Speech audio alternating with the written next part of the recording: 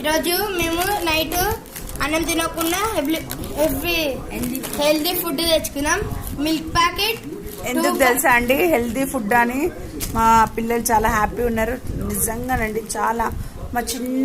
చాలా పెద్ద హ్యాపీనెస్. ఎందుకంటే మీ అందరికి అనిపించచ్చు అబ్బా ఇంతేనా అని. ఎందుకంటే మా ఛానల్లో 501 సబ్స్క్రైబర్స్ అయ్యారు. ఓన్లీ 501 సబ్స్క్రైబర్స్కే మేము మా పిల్లలు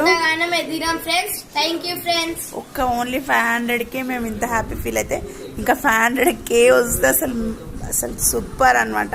థ్యాంక్ యూ సో మచ్.